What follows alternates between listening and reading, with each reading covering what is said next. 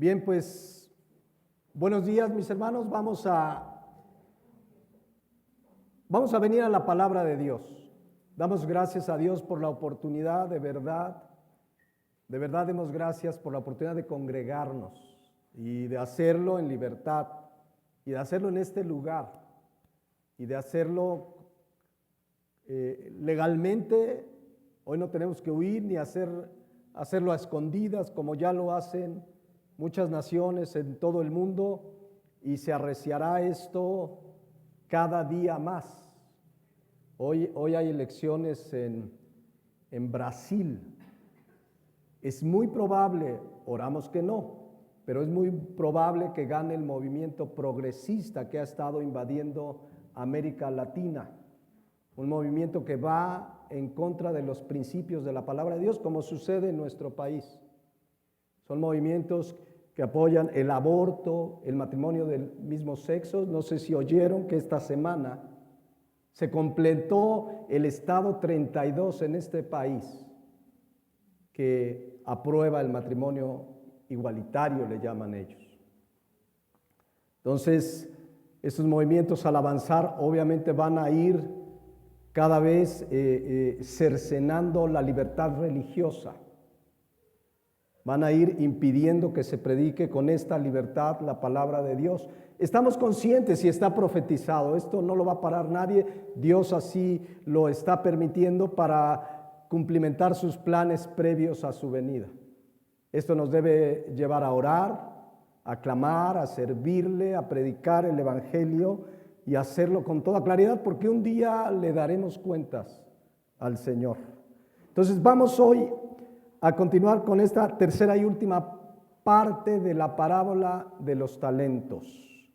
Ya no le voy a dar lectura a todo, déjenme ver tiempo. Vamos a hacer un repaso muy rápido. Mateo 25:14, Jesucristo inicia una parábola diciendo así: porque el reino de los cielos es como un hombre que yéndose lejos llamó a sus siervos y les entregó sus bienes. Entonces la parábola tiene que ver con el reino de los cielos. El ejemplo que Jesucristo va a dar tiene que ver con algo que sucederá un día en que toda la humanidad esté frente a Él para rendirle cuentas, uno por uno.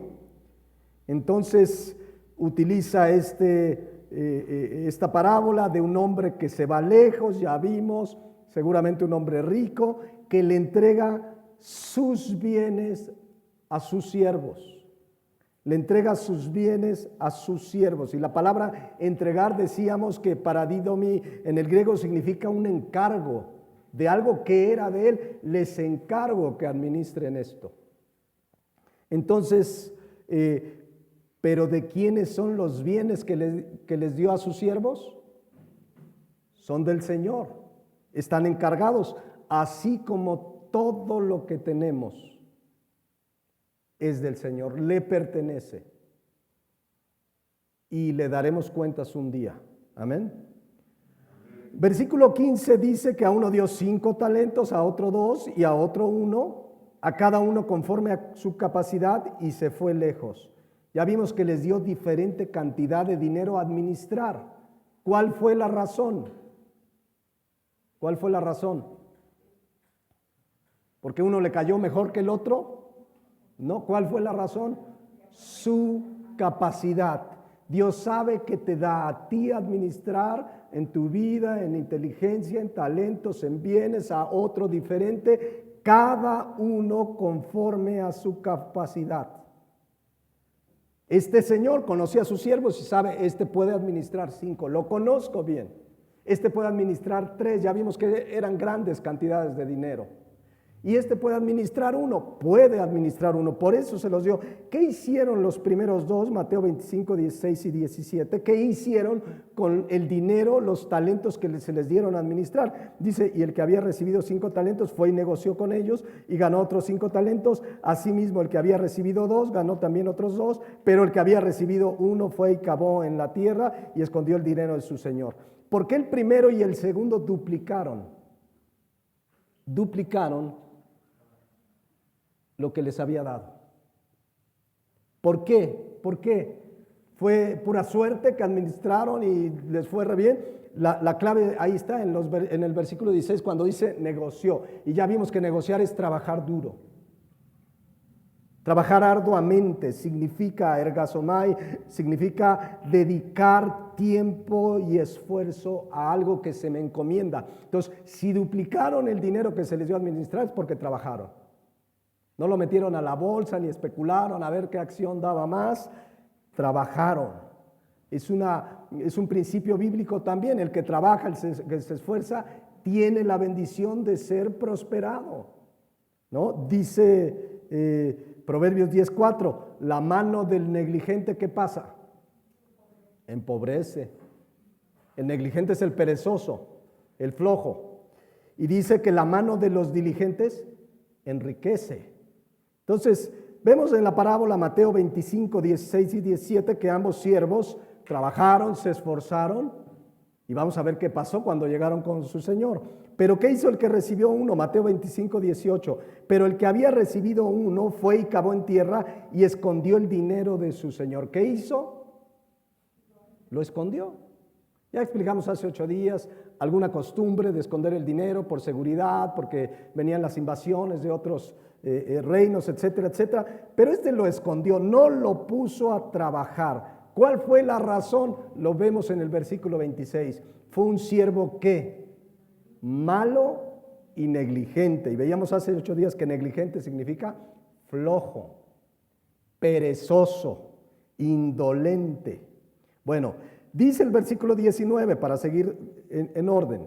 Después de mucho tiempo vino el señor de aquellos siervos y arregló cuentas con ellos. Todo esto ya lo vimos, por eso me estoy yendo rápido. Finalmente el Señor, ya no sabemos cuánto tiempo fue, pero sí sabemos que fue que mucho tiempo. Y vino y dice que arregló cuentas con ellos. Ese mucho tiempo, cuando regresa el Señor, representa un día que vendrá el Señor y va a arreglar cuentas con nosotros. Amén.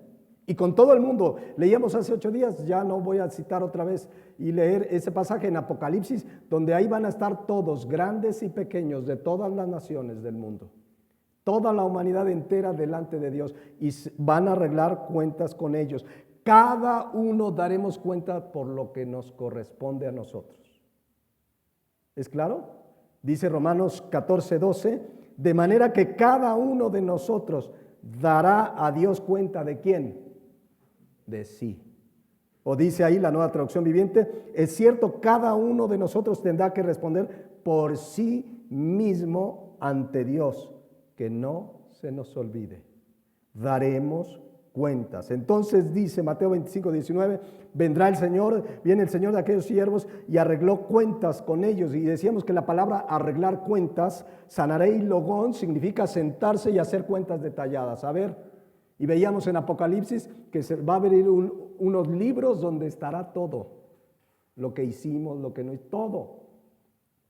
Va a arreglar cuentas, así como aquí lo hizo y arregló cuentas, y ahí estarán todos,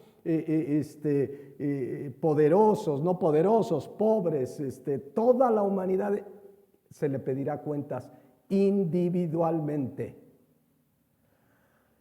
Finalmente, ¿qué cuentas le entregaron los primeros dos? Mateo 25:20 y Mateo 25:22, pues las mismas cuentas, quiero que vean. Y llegando el que había recibido 5 talentos, trajo ¿qué? Otros 5 talentos. ¿Cómo le hizo? Trabajó, se esforzó. Y dice, Señor, 5 talentos me entregaste, aquí tienes. Aquí están mis cuentas. He ganado otros 5 talentos sobre ellos. Igualmente dice el segundo, llegando también el que había recibido 2 talentos, Señor, 2 talentos me entregaste, aquí tienes, he ganado otros 2 talentos sobre ellos. Gracias a la confianza de su Señor, ahorita lo vamos a ver, y que ellos trabajaron, se esforzaron, le dieron buenas cuentas. No están presumiendo, veíamos hace 8 días, mira qué bueno soy, mira, soy el rey de los negocios, ya iba a decir yo el rey del cash que está de moda, pero no, dice el rey de los negocios. No, ellos no llegaron a presumir, ellos llegaron a dar cuentas. ¿Y qué cuentas dieron? Buenas cuentas. Entonces, estos 2 pasajes hablan y representan al verdadero cristiano. El verdadero cristiano, el que ha nacido de nuevo, le dará buenas cuentas a su Señor. Le dará buenas cuentas porque hicieron lo que se les encargó. ¿Cuál es la característica del cristiano? Que obedece, que hace lo que se le encarga. Eventualmente como cristianos fallamos, eventualmente ofendemos a Dios, pero venimos, pedimos perdón, pero digamos el resultado final de nuestras cuentas son buenas cuentas. Amén. Entonces, ahí está muy claro, Mateo 25, 20 y 22, le entregaron buenas cuentas. Hasta ahí nos quedamos. Ganaron, pusieron a trabajar lo que se los dio y miren cómo les dice este Señor a estos siervos a los que les encomendó su dinero. Dice Mateo 25, 21, y su Señor le dijo, bien, buen siervo y fiel, sobre poco has sido fiel, sobre mucho te pondré, entra en el gozo de tu Señor. Versículo 23, porque igualito le dijo al otro siervo, su Señor le dijo, bien, buen siervo y fiel, sobre poco has sido fiel, sobre mucho te pondré, entra en el gozo de tu Señor. ¿Qué pasa aquí? Llega el Señor, el dueño de ese dinero, y lo primero que le dice es, bien, bien. Esta expresión, eu, del griego, significa algo correcto, algo que se hizo correctamente, algo bien hecho. Cuando les dice bien, le está diciendo, hicieron lo correcto, hicieron lo que tenían que hacer. Eso es lo que el cristiano debe hacer. ¿Qué es hacer lo correcto? Hacer lo que la Biblia dice, ni más ni menos.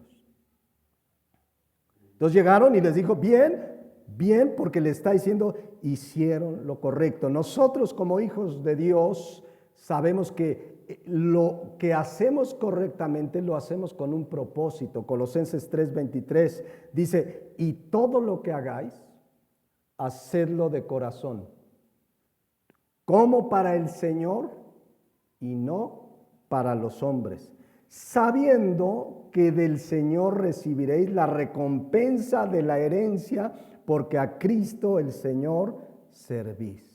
O sea, nosotros como cristianos, si hacemos las cosas bien, es porque las hacemos para el Señor. Amén.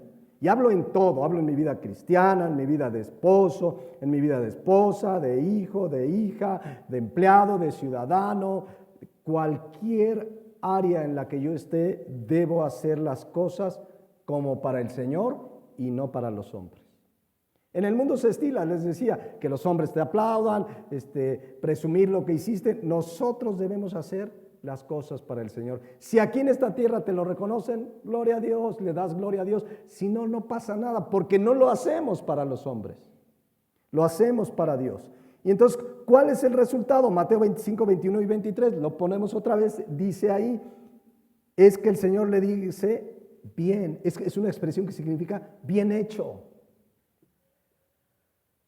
¿Qué se siente en esta tierra cuando alguien, después de que haces lo correcto, te dice bien hecho? ¿A poco no se siente bonito? Cuando como hijos el papá, la mamá te dice, mira, qué bien lo hiciste. Toma tu domingo, ¿no? No sé, un abrazo, oye, qué bien. Los que trabajan, que termina el mes, te encargaron un proyecto. Y cuando terminan dicen, mira, fulano, qué bien hizo las cosas. Y ahí están varios, y ay, fulano. A lo mejor vas a causar envidias, pero ¿cómo se siente? Bien. Cuando en la escuela sacas 9, 10, y el maestro dice, oye, muy bien, Pepito. No el de los cuentos, ¿verdad? Pero te dice, bien, Pepito, oye, qué bien te esforzaste, mira, 9, 10. ¿Cómo se siente? Hay escuelas que tienen lo que se llama un cuadro de honor, pero uno sabe que lo hace para el Señor. No lo hacemos por esas recompensas, pero se siente bien. Ahora se imaginan qué se sentirá. Un día vamos a estar frente a Dios el Padre, a Jesucristo el Hijo nuestro Señor, y que te diga bien hecho. ¿qué se sentirá, mis hermanos? ¿Qué sé yo? A mí hasta se me puso la carne de gallina, dice, ¿no? ¿Qué sentiremos ese día? Estar ahí y saber que todo es por gracia, porque las buenas cosas que hicimos finalmente estaban preparadas de antemano, pero ¿se imaginan oírlo en el reino eterno? Pero así les dijo, ¿qué más les dijo? Mateo 25, 21 y 23 les dice, buen siervo y fiel. Vean que ahora les dice buen, no solo dice bien hecho, sino le dice buen. Y la palabra buen, agazos del griego, significa que lo hicieron correctamente, que hicieron lo bueno, que hicieron buenas cosas. O sea, un buen siervo es aquel que hizo buenas cosas. Y eso el Señor, ya lo veremos, lo recompensa en su gracia y misericordia. Amén. Fíjense lo que dice Romanos 2:10, escuchen. Escuchen lo que le espera al que hace bien las cosas de acuerdo a la palabra de Dios. Dice, pero gloria, honra y paz a todo el que hace ¿qué? Lo bueno. Al judío primeramente y también al griego. ¿Cuántos quieren eso? Gloria, honra y paz de Dios. ¿Para quién es? Ahí está.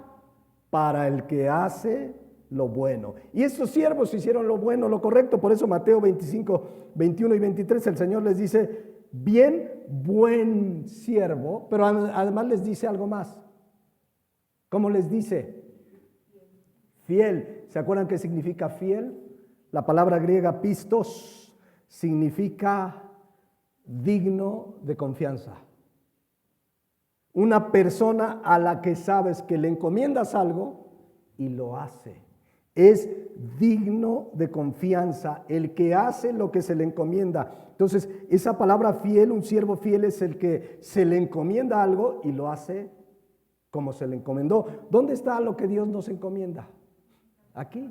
Ay, pastor, ¿qué debo hacer como padre? Aquí está. Y hemos tenido temas de la familia. ¿Qué debo hacer como hijo? Estoy en un trabajo. Como que una chica me brinca mi corazón. Cada vez que la veo, ¿qué hago? Aquí dice la palabra de Dios. Aquí está todo. Y cuando lo hacemos así, somos fieles. Fieles. La pregunta es, Dios nos ha dado, así como a esos siervos se les dio mucho dinero para administrar, Dios nos ha dado la vida, nos ha dado bienes materiales. No sé si te tocó 5, 3 o 1, pero te ha dado y me ha dado. Nos ha dado capacidades intelectuales, nos ha dado la vida misma. ¿Qué cuentas le daremos? ¿Cómo estamos administrando lo que Dios nos ha dado? ¿Bien? ¿Correctamente conforme a la Biblia? Cada uno comencemos a meditar porque cada uno dará cuenta de sí. Yo sé que alguno pensará, no, yo conozco a un fulano, aquí lo estoy viendo, a lo mejor ya le estás dando codazo a alguien ahí, pero no, Dios no te va a juzgar por el de al lado, Dios nos va a juzgar personalmente. Amén. Entonces, fiel es una persona digna de confianza. Pablo en 1 Corintios 4:2 dijo lo siguiente, fíjense, ahora bien, se requiere de los administradores, y esos somos, mis hermanos, administradores de lo que Dios nos ha dado. Se requiere de los administradores que cada uno sea ¿qué? Hallado fiel. Vean cómo dice ahí la versión Dios habla hoy. Ahora bien, el que recibe un encargo debe mostrar que es digno ¿de qué? De confianza.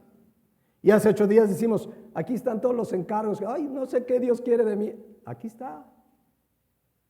Es que no sé qué hacer como esposo, no sé qué hacer acá. Aquí están los encargos. Y veíamos que tenemos un gran encargo, que algunos le llaman la gran comisión, ir y predicar el evangelio, etcétera, etcétera.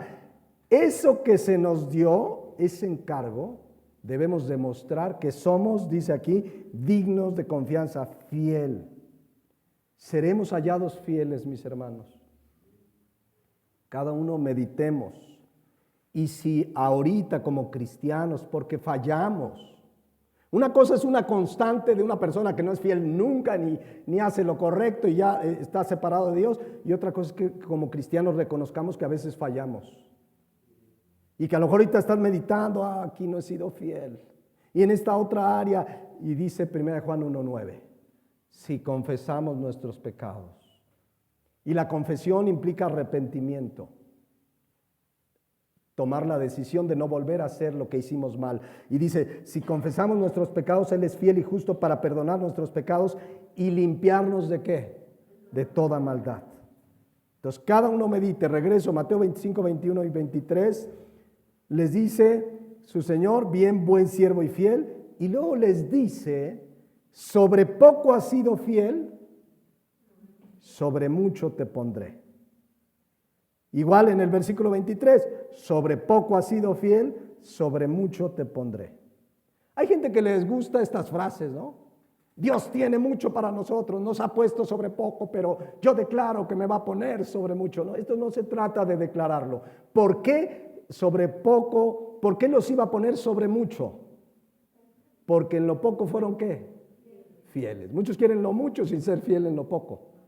Entonces, humanamente, terrenalmente hablando, porque la parábola habla de un ejemplo terrenal para ilustrar algo espiritual, pues es obvio que este señor vio que le dieron buenas cuentas, pues les iba a dar un encargo mayor.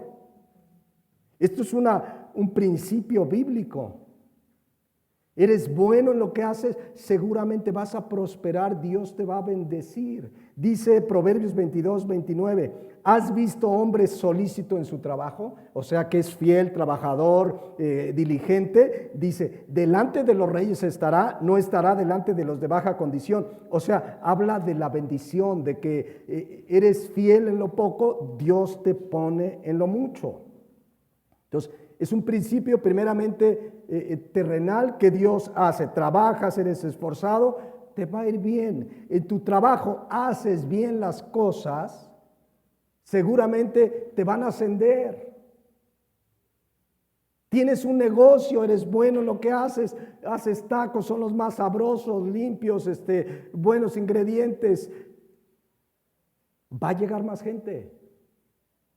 Va a llegar más gente. Eres profesionista, eres doctor, eres honesto, eres arquitecto, eres ingeniero, haces bien las cosas, seguramente Dios te bendecirá y serás prosperado como consecuencia de que haces bien las cosas, a no ser que Dios tenga bien probarnos, pero el principio bíblico se cumple. Eres fiel en lo poco, Dios te permite en lo mucho. Entonces, dice Mateo 25, 21 y 23, sobre poco has sido fiel, sobre mucho te pondré. Pero ahora veámoslo en el plano espiritual. Si hacemos bien lo que se nos encomendó en la tierra, eso es lo poco, allá en la eternidad nos pondrá sobre mucho.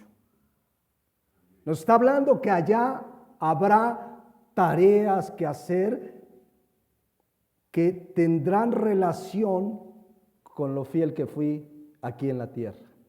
La Biblia dice en 2 Timoteo 2:12 que reinaremos con Él. No sé si alguno sea cabo, otro sargento, otro general. ¿Cuál es el máximo? General, capitán, coronel, no lo sé. Pero bueno, estoy imaginando nada más, pero habrá tareas que nos dé acordes a nuestra fidelidad de cómo administramos lo que Dios nos dio a administrar en esta tierra. Dice Apocalipsis 5:10, y esto ya es cuando comienza el milenio, dice, y nos has hecho para nuestro Dios reyes y sacerdotes y reinaremos sobre la tierra. Fíjense, va a llegar un momento en el milenio que vamos a reinar con Él. A lo mejor te dan la Secretaría de Hacienda Celestial. O a lo mejor, no lo sé, pero reinaremos con Él. Entonces nos habla que en el cielo tendremos responsabilidades acordes a nuestra fidelidad en esta tierra. Entonces, un día Pablo les dijo a los corintios, no a la gente del mundo, a los corintios como cristianos, lo siguiente, porque los cristianos, a diferencia del mundo que rechazó a Dios, que serán juzgados para condenación, los cristianos también estaremos en un tribunal. No para juzgar o no para valorar nuestra salvación. La salvación es una gracia. Dice 2 Corintios 5:10, porque es necesario, está hablando de cristiano, que todos nosotros, ¿quiénes todos nosotros? Los cristianos de toda la historia de la humanidad, comparezcamos. Aquí no es el juicio del trono blanco, aquí es el tribunal de Cristo. Y fíjense lo que dice, para que cada uno reciba, va a haber recompensas, reciba lo que haya hecho mientras estaba en el cuerpo, sea bueno o sea malo. O sea que como cristianos recibiremos según hayamos hecho bien o mal. No se va a juzgar la salvación, ahí estaremos por su gracia, los que han nacido de nuevo, los que saben, y el Espíritu Santo le da testimonio al cristiano si ha nacido de nuevo o no. Y si has nacido de nuevo, ahí vamos a estar, todos ante el tribunal, todos, dice ahí la palabra de Dios. Por eso Cristo dijo en Apocalipsis 22:12, he aquí yo vengo pronto. Y muchos dicen, ya pasaron 2000 años, pero estamos viendo señales. No podemos dar fechas ni hora, ¿no? Pero dice, yo vengo pronto y mi galardón conmigo, ¿para qué? Para recompensar a cada uno, según que sea su obra. ¿Hemos sido fieles? ¿Hemos administrado para su gloria lo que nos has dado? Quizás hoy en esta mañana ya Dios nos está mostrando a algunos, a ver, en esta área no he sido fiel.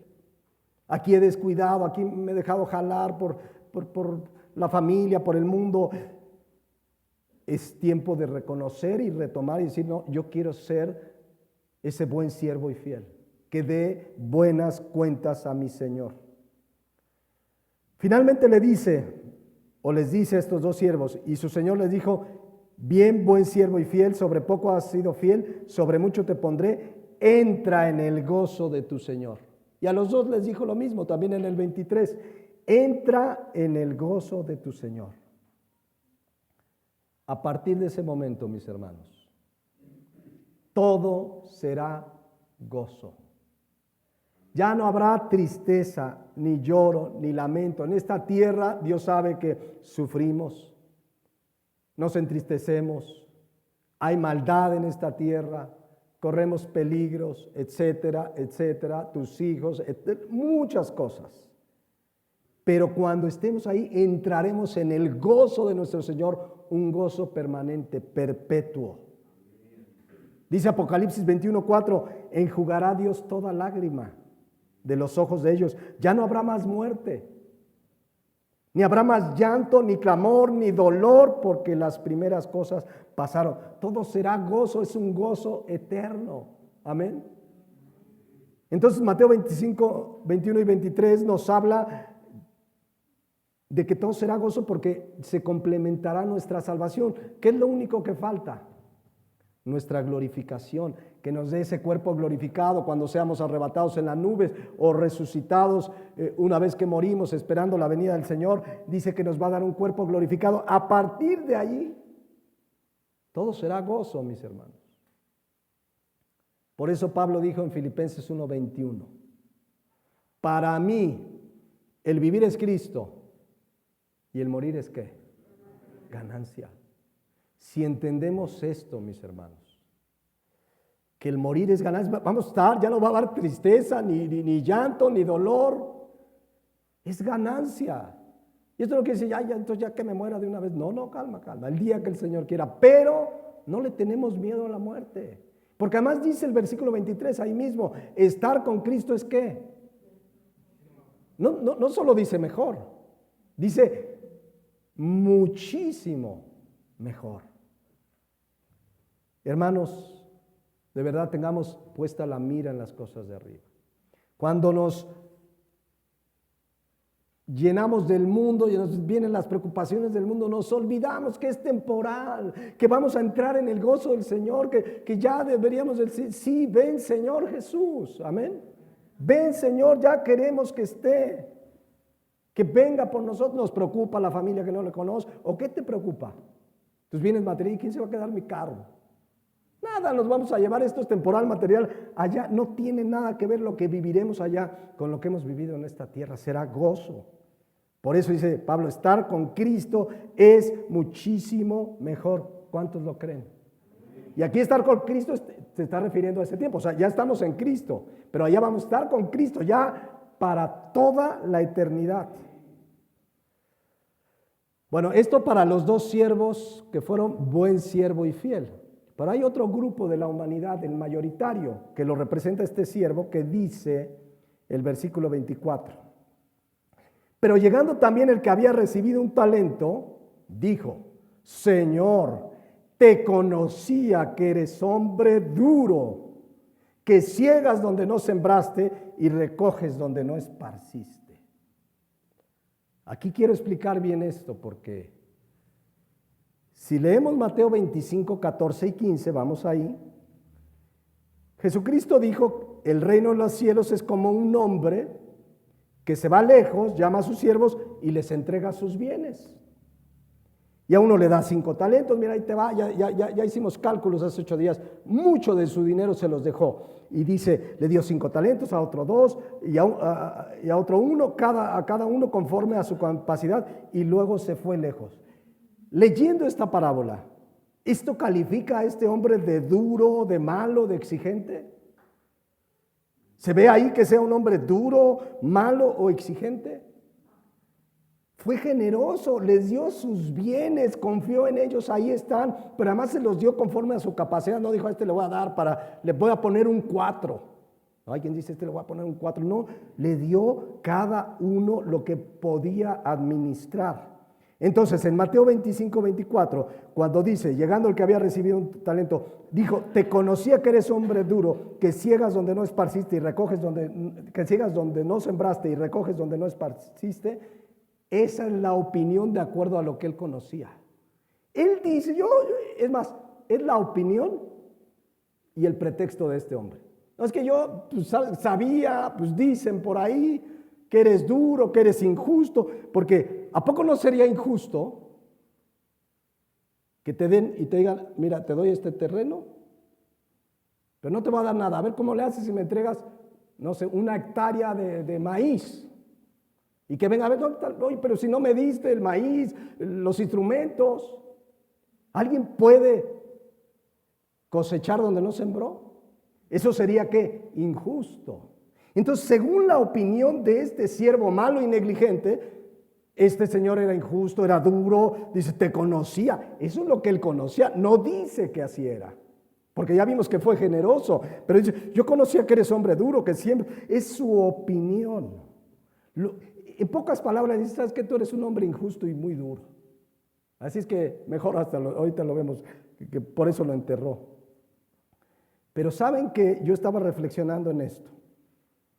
Así está mucha gente dentro de la iglesia inclusive, y por supuesto fuera de ella, que tienen ideas de cómo es Dios que no tienen nada que ver con cómo es Dios según la Biblia. Hay gente que dice, no, es que no, yo no creo en un Dios que es bueno y que cómo permite hambre en África, y se hacen ideas de Dios bien raras. ¿Han oído? Gente que dice, no, o para mí Dios es la pura onda, ¿no? No, yo no creo un Dios que vaya a condenar a nadie. Se hacen sus rollos. Porque eso les dijeron, conocía que Dios es así, creo que Dios es así, me contaron, pero no lo conocen. El martes estábamos estudiando en la primera carta de Corintios, capítulo 1, 25, que mucha gente, o la gente sin Cristo en su mayoría, cree que Dios es insensato y débil. Fíjense, insensato significa aberrante, significa, ¿qué más significaba, mis hermanos del martes? Insensato.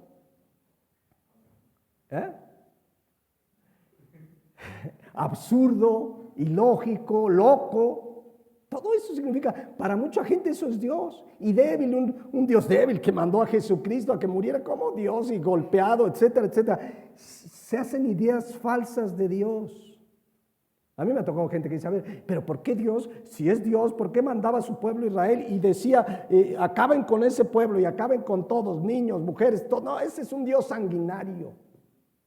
No conocen, no han leído la Biblia, el porqué, la razón, la justicia de Dios, la sabiduría, su soberanía. Tenemos una serie, por ahí debe estar en la página, que se llama El Dios de la Biblia. Hablamos de su soberanía, de su justicia, de su fidelidad. Necesitamos conocer cómo es Dios para no hacernos ideas raras. Les digo, incluso dentro de la iglesia hay gente que tiene ideas raras de Dios. Una vez una persona me dijo, mire, Dios es amor, yo no creo que nadie se vaya al infierno. Porque Dios es amor, y entonces, ¿cómo va a permitir un Dios de amor que se vayan al infierno? Tan no lo quiso permitir que envió a su mismo Hijo Jesucristo a morir en su lugar. Pero tenían que arrepentirse y creer. Y muchos ya vimos por qué no creen.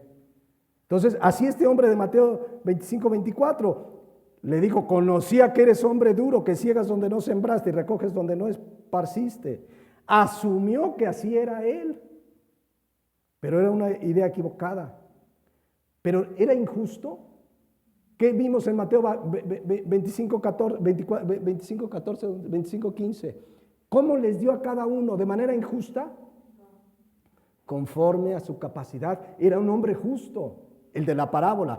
Por supuesto, Dios, su justicia es inherente a su deidad. Pero vemos que era un hombre justo. Por eso le dice en el versículo 25, dado que se hizo la idea de ese Dios, de ese Señor, dice, por lo cual tuve miedo. Y fui y escondí tu talento, tu dinero en la tierra, así que mira, ahí tienes lo que es tuyo. ¿Tuvo qué? Miedo. Pero un miedo injustificado porque era flojo, y ahorita lo vamos a ver en el siguiente versículo. Era flojo, negligente, indolente, malo. Entonces ese fue un pretexto, ay, tuve miedo. Y, sí, ahorita vamos a ver lo que le dice el Señor, ¿no? Pero mucha gente así vive. ¿Han visto cómo mucha gente vive con miedo de Dios? No conoce a Dios. Y si vive con miedo de Dios es porque sus pecados le acusan. Su conciencia le acusa. El cristiano no tiene miedo de Dios. ¿Tiene qué? Temor de Dios. Y el temor habla de un respeto profundo, de reverencia. Dice la Biblia que el principio de la sabiduría es el temor de Jehová. El cristiano dice, ay, no voy a hacer esto, pero no porque le tengo miedo, sino porque le tengo un respeto profundo y me amó y entregó a su Hijo Jesucristo. Y el día que llego a caer en algo, inmediatamente me arrepiento, le pido perdón y su gracia me perdona. Pero es un temor, es un respeto, no es miedo. La Biblia nos habla de un Dios bueno, justo, misericordioso. Ciertamente sabemos, Hebreos 12:6, que al que ama, ¿qué? Disciplina y azota al que recibe por hijo. Pero la Biblia lo llama, por ejemplo, en 2 Corintios 1:3, Padre de misericordias y Dios ¿de qué? De toda consolación. ¿Hay razón para tenerle miedo al Señor? Por supuesto que no. Es bueno, es justo. Eso sí, tenemos temor de Dios. No va a decir, como es buena onda, hago lo que quiero. No, ese no es un pensamiento de un cristiano. Entonces, les digo entonces que esa era su opinión, que era un señor duro, injusto, y por eso enterró. Pero ¿cuál es la razón? Versículo 26. Respondiendo su señor le dijo, tienes razón, pues qué buena onda que me tenías miedo. No, ¿cómo le dijo? Siervo malo y negligente. Esa es la razón por la que no puso a trabajar los bienes de su señor. Era malo. Malo viene del griego poneros, que significa perverso, culpable, pecador, malvado. No tenía justificación alguna este hombre. No había justificación. Le dio lo que podía administrar, ni siquiera le dio más. Él lo conocía. Pero además le dice negligente, ya vimos hace 8 días. ¿Qué significa negligente? Ogneros, flojo, perezoso, significa indolente. Entonces, fue su maldad y su flojera por la que no puso a trabajar lo que se le dio. El cristiano jamás debe identificarse con la pereza. El cristiano debe aprender en la palabra de Dios a trabajar, y dice la palabra de Dios que comamos el pan con el sudor de su frente, que el que no trabaje, que no coma. La Biblia hasta nos pone el ejemplo de las hormigas. Dice Proverbios 6:6, ve a la hormiga, oh perezoso, mira sus caminos y sé sabio. ¿Han visto las filitas de hormigas que se hacen? ¿Ven una que diga, se salió ahí, se está viendo su Facebook? Y las demás trabajen y trabajen. No, ¿sí o no? ¿Verdad que no? Ahí van todas. Pero fíjense cómo Dios inspira a Salomón y escribe esto: ve a la hormiga, oh perezoso. Entonces, a ver, veamos qué sabiduría Dios en su creación. Y le dice al perezoso: mira sus caminos, ese es sabio. Y dice el 9: perezoso, ¿hasta cuándo has de dormir? ¿Cuándo te levantarás de tu sueño? Proverbios 10:5: el que recoge en el verano es hombre entendido. El que duerme en el tiempo de la siega es hijo de ¿qué? De vergüenza. Es decir, el que duerme cuando debe trabajar. Hay tiempo para todo y hay tiempo para trabajar. Es una vergüenza el perezoso. Dice Proverbios 13:4, miren, el alma del perezoso desea. Ay, quiero esto, ay, quiero el nuevo iPhone, ay, quiero el otro, quiero aquello. Y nada alcanza, mas el alma de los diligentes, el diligente es el buen siervo y fiel, que trabaja, que negocia, que se esfuerza, dice, será prosperada. Pero el alma diligente en el trabajo y en las cosas del Señor, por supuesto. Dice Proverbios 24, el perezoso no hará a causa del invierno, pedirá pues en la siega y no hallará. O sea, cuando venga la necesidad, hay gente perezosa. Hay gente perezosa, nada más quiere que le den. Y a veces muchos gobiernos así hacen a la gente. Nada más quieren pedir y no quieren trabajar. Gente sana, no estoy hablando de adultos mayores, no estoy hablando de enfermos. Gente sana que vive. Yo conozco personas que viven de dádivas del gobierno y no trabajan. Ahí dice, el perezoso no hará causa del invierno, pedirá pues en la siega y no hallará. Ahora fíjense, un día Pablo se entera que hay unos flojos en la iglesia de Tesalónica. ¿Y qué dice Pablo? Ay, no, yo no me meto. Hay su problema, ¿no? Porque ahora sí nos pintan la vida. No te metas. El pastor debía no meterse. Y agarra y les escribe, 2 de Tesalonicenses 3:11. Porque oímos que algunos de entre vosotros andan desordenadamente, no trabajando en nada, sino entremetiéndose en lo ajeno. Y ahí viene una exhortación. O sea, el pastor puede exhortarles con la palabra de Dios. Hermanos, hay que trabajar. ¿Cómo que no andas en nada y andas nomás en las redes sociales? Y luego son los que meten chismes y se entremeten en lo ajeno, etcétera, etcétera. Con la Biblia podemos exhortarles. Cuando hay que trabajar, hay que trabajar. También hay que descansar. 6 días trabajarás y 1 descansarás. Algunos descansan 2, ¿no? Tienen semana inglesa, le llaman, ¿no? Entonces, Mateo 25:26, ¿cuál era la causa por la que no puso a trabajar el dinero de su señor? Por malo, pecador, flojo, negligente. Dijo que tenía miedo, dijo que sabía que era duro, pero ¿saben qué?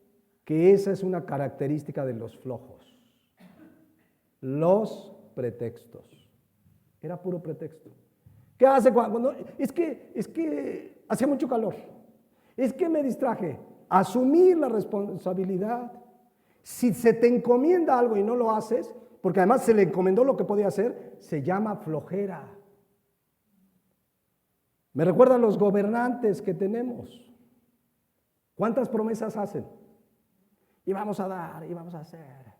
Y cuando les piden cuentas, puros pretextos. Le echan la culpa a otros. ¿Conocen gobernantes así? A ver, ¿y los resultados? Es que en el pasado, así son todos los gobernantes, igualitos, flojos y perezosos, van por el dinero, pero no dan resultados. Y los pretextos son la característica de los flojos y perezosos. Y eso hizo este hombre, le estaba echando la culpa a su señor. No, es que eres duro, y sabía que eres duro, sabía que eres siembras donde cosechas donde no sembraste, etcétera, etcétera. ¿Qué le dice su señor? Versículo 27. Por tanto, a ver, lo mínimo que deberías haber hecho es dar mi dinero ¿a quién? A los del Banamex. Y al venir yo hubiera recibido lo que es mío con los intereses. Estaba leyendo que en aquellos tiempos los romanos manejaban, principalmente los romanos, el sistema financiero. Y si daban un interés, por ahí algunos autores hablan de entre el 10 y el 12. No está tan mal, ¿no? Pero bueno, pero ni siquiera eso hizo. Se lo podía haber dado, pero la razón por la que no lo puso a trabajar es por flojo, por negligente, por malo, por perverso. ¿Cuál fue la consecuencia, mis hermanos? A este siervo dice, quitadle pues el talento y dénselo al que tiene 10 talentos. Porque al que tiene le será dado y tendrá más, y al que no tiene, aún lo que no tiene, le será quitado. O sea, terrenalmente esto sucede. El flojo finalmente termina perdiendo. Aún lo que no tiene lo pierde. ¿Sí o no? Porque quieren vivir de que les den, se endeudan y al rato van a perder hasta lo que no tienen. Voy a volver a leer algo de la hormiga, Proverbios 6:6, miren. Ve a la hormiga, oh perezoso, mira sus caminos y sé sabio, la cual no teniendo capitán, ni gobernador, ni señor, prepara en el verano su comida y recoge en el tiempo de la siega de su mantenimiento. Oh perezoso, ¿hasta cuándo has de dormir? ¿Cuándo te levantarás de tu sueño? Dice, un poco de sueño, un poco de dormitar y cruzar por un poco las manos para reposo. Y vean el 11. Así vendrá tu necesidad como caminante y tu pobreza como hombre armado. ¿Por qué va a perder lo que tiene? Por flojo, por negligente. Ya vimos Proverbios 13:4 que dice, el alma del perezoso desea y nada alcanza, mas el alma de los diligentes será prosperada. Entonces, cuando vemos en Mateo 25, 28 y 29, ya lo entendemos en el plano terrenal, pero en el plano espiritual, Dios nos recompensará espiritualmente. Dice la Biblia en Romanos 8:32, el que no escatimó ni a su propio Hijo, sino que lo entregó por todos nosotros, ¿cómo no nos dará también con Él todas las cosas? Eso es Mateo 25, 28, 29. ¿Cuántas promesas tiene Dios para sus hijos en la eternidad? Hemos leído 1 Pedro 1:4. Nos espera una herencia ¿cómo? Incorruptible, incontaminada e inmarcesible, reservada en los cielos para nosotros. Hemos explicado que nada en esta tierra tiene esas cualidades. Nada en esta tierra es incorruptible, nada en esta tierra es incontaminado y nada es inmarcesible. Nada, todo se corrompe, todo se echa a perder, todo pierde su brillo. Pero lo que Dios nos tiene preparado son una herencia incorruptible, será algo maravilloso. No tenemos ni idea, la Biblia nos da una idea, pero la palabra de Dios habla que será algo maravilloso.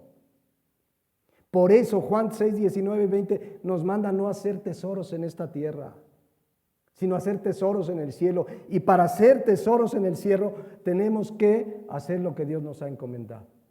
Simplemente y profundamente hacer lo que el Señor nos manda en su palabra.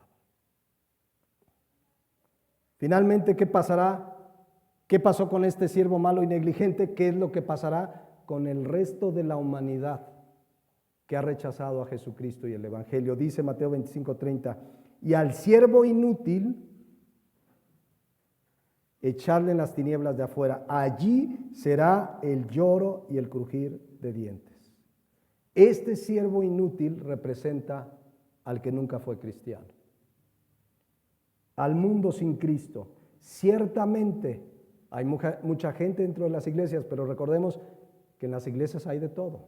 Cristo habló del trigo y la cizaña. Se parecen de repente, pero va a haber un tiempo donde serán separados las ovejas de los cabritos. Serán separados los buen siervo y fiel de los siervos inútiles. ¿Saben qué significa inútil? Argeios en el griego significa bueno para nada. Inútil, que no sirve para nada. ¿Qué haces con algo que no sirve en tu casa? Está la basura. Bueno, algunos tiran cosas que no están tan mal. Luego pasa, ¿no? En Estados Unidos y Canadá que Me cuenta mi mamá que luego en las esquinas de las calles hay cosas servibles, pero como son consumistas, ya tiene una tele buena, pero ya salió la otra que tiene el chip no sé qué y el no sé qué, la otra ahí la ponen, no la tiran, pero acá habla de lo que no sirve para nada. Lo tiras, hasta pasa el camión con su campanita, ¿no? La basura y ahí vas, ¿no? ¿Qué pasará con los inútiles?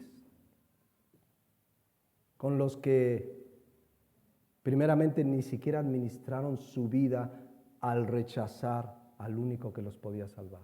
Aquí lo dice, echarle en las tinieblas de afuera. La palabra tinieblas significa ausencia de luz. ¿Quién es luz? Dios, Jesucristo.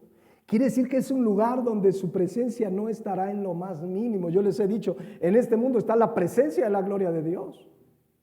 Llueve sobre malos y buenos, hace salir su sol sobre buenos e injustos. Pero tinieblas de afuera habla de la más densa oscuridad. Dice 1 Pedro 2:17, fíjense lo que dice ahí. Estos son fuentes sin agua, nubes empujadas por la tormenta, para los cuales la más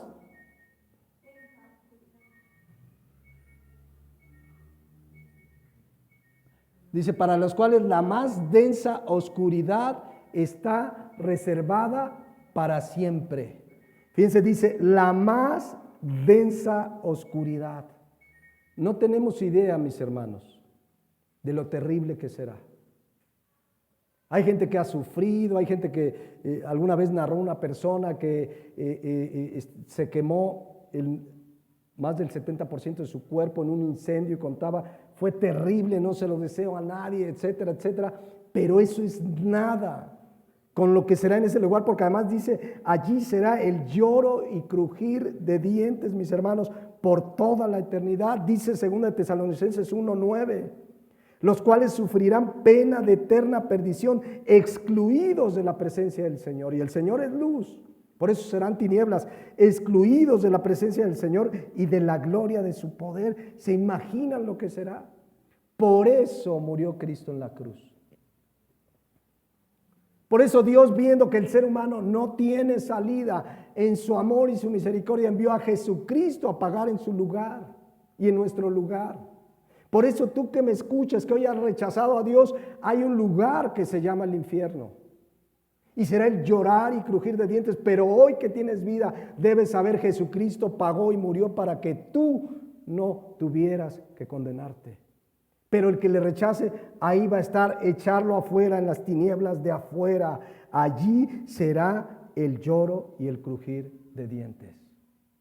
Por eso debemos predicar, por eso debemos seguir trabajando por el Señor, por eso debemos llevar el Evangelio, hablarle a la gente, sí del cielo, sí de las bendiciones, pero decirles que hay un infierno. Tenemos una serie pequeña, pero muy concisa del infierno. Será terrible, es un lugar de tormento eterno. Por eso vino Cristo, para librarnos de la condenación. Y quienes hemos sido librados debemos vivir agradecidos. Señor, gracias, porque eso me lo merecía yo. Pero por su gracia fuimos salvados. Y eso va a terminar haciendo, y eso le pasó al siervo inútil, echarle en las tinieblas de afuera. Allí será el llorar y crujir de dientes. Termino pues reflexionando. Los dos primeros siervos, el buen siervo fiel, representan al cristiano de a de veras. Queremos agradar a Dios.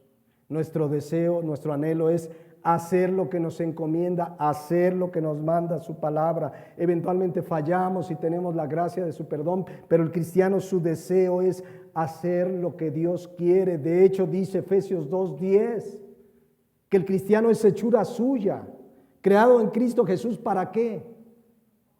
Para buenas obras. Ese es el resultado de ser cristiano. No hago buenas obras para ganarme el cielo. Es porque Dios me ha regalado la salvación que ahora hago buenas obras. Por eso dice, somos hechura suya, creados en Cristo Jesús para buenas obras, que además Él preparó de antemano para que andemos en ellas. Pero Dios necesita nuestra voluntad. Sí quiero hacerlo, tengo que hacer esto. La Biblia dice, y lo voy a hacer, y el que se va a levantar a hacerlo eres tú. El que va a mover sus pies para llevar el evangelio eres tú. Dios ya puso en tu corazón esa carga. Él pone y prepara las buenas obras para que andemos en ellas, pero nosotros tenemos que ejecutarlas. Lo que sabes que Dios te manda hacer. Y Dios te ha dado bienes y nos ha dado bienes y nos ha dado la vida y nos ha dado talentos y nos ha dado bienes materiales. La pregunta es, ¿cómo lo estamos administrando? Porque la Biblia dice que nos dio conforme a nuestra capacidad. Ay, es que yo quería más, ¿no? Ay, es que me dio mucho, unos dicen, ¿no?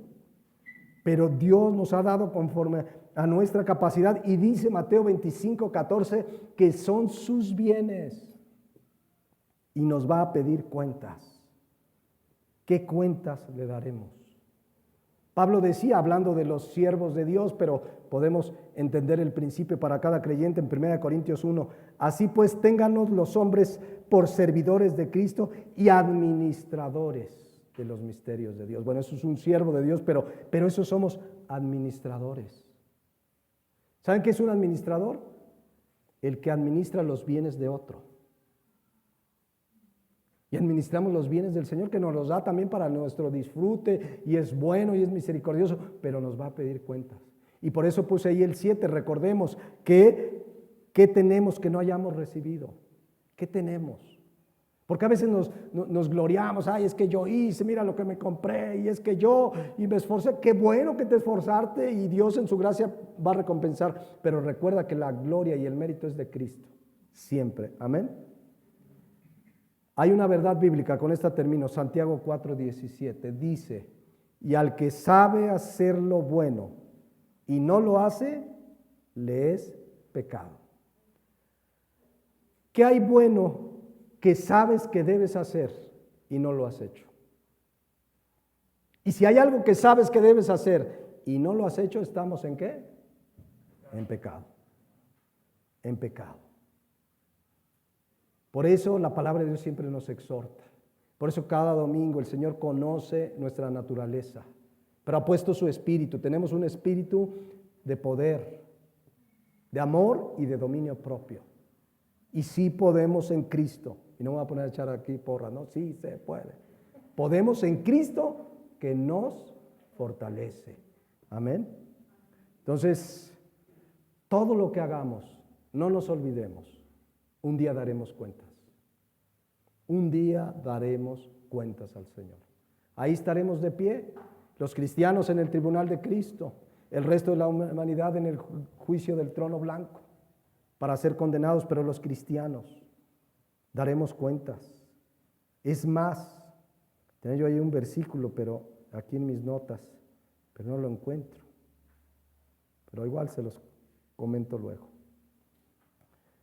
Pero reflexionemos, mis hermanos, todos hemos recibido bienes de Dios, todos. Pero debemos administrando sabiendo que un día le daremos cuenta. Nuestra mirada debe estar, un día te voy a dar cuentas, Señor. Pero no con miedo, quiero darte buenas cuentas. Me has dado tanto que quiero entregarte buenas cuentas. Amén. Vamos a terminar orando a Dios. Y primeramente quiero dirigirme a todo aquel que hasta el día de hoy ha rechazado a Cristo en la vida práctica, aunque esté en una iglesia, pero tu vida habla de que no haces lo que te encomienda de manera recurrente y constante. Has rechazado a Cristo y la Biblia habla de un tormento eterno, habla del llorar y crujir de dientes por la eternidad. Hay muchos que creen que el infierno será fiesta, será pachanga, será diversión, pero será el llorar y crujir de dientes. Por eso Cristo vino a morir en una cruz. Y si alguien que escuche esta mañana que no ha entregado a su vida a Jesucristo, yo te digo, arrepiéntete y cree en el Evangelio. Arrepiéntete y cree en el Evangelio. Sé que el Espíritu Santo te va a convencer de pecado. La pregunta es, ¿lo harás? ¿Te arrepentirás y creerás? Esta decisión marcará tu destino eterno. Serás el buen siervo y fiel que entrará en el gozo de su Señor, o el siervo inútil que será echado en las tinieblas de afuera, donde será el llorar y crujir de dientes. Hoy tienes la oportunidad de arrepentirte y creer en Jesucristo. Pero también reflexionar como cristianos, cómo hemos administrado lo que Dios nos ha dado. Desde que nos convertimos, antes de Cristo hemos pedido perdón y nos ha perdonado por su gracia. Pero a partir de que estamos en Cristo, ¿qué hemos hecho con la vida que nos ha dado? ¿Qué hemos hecho con los bienes que nos ha dado? ¿Qué hemos hecho con la familia que nos ha dado? ¿Qué hemos hecho con los hijos que nos ha dado? ¿Con el trabajo que nos ha dado? ¿Con el dinero que nos ha dado? Cada uno reflexionemos porque un día daremos cuentas. ¿Quieren ponerse de pie? Y demos gracias a Dios. Padre Celestial, nos has dado tus bienes. Porque aún dice tu palabra que no escatimaste ni a tu mismo Hijo Jesucristo. ¿Cómo no nos darás todas las cosas? Pero hoy, mientras tenemos vida, tenemos esta grande responsabilidad. Un día te vamos a dar cuenta, pero debemos hacerlo, lo veíamos hace 8 días, con gozo, sabiendo que es una bendición y un privilegio que nos hayas dado bienes, dones, talentos, capacidades que podamos poner al servicio de tu reino, Padre. Oro que cada uno de nosotros sea hallado ese día, y qué hermoso será escuchar esas palabras de la boca de nuestro Señor. Bien, buen siervo y fiel, entra en el gozo de tu Señor. Gracias, porque eso será mérito único de Jesucristo nuestro Señor y Salvador, a quien damos toda la gloria y la honra por los siglos de los siglos. Amén.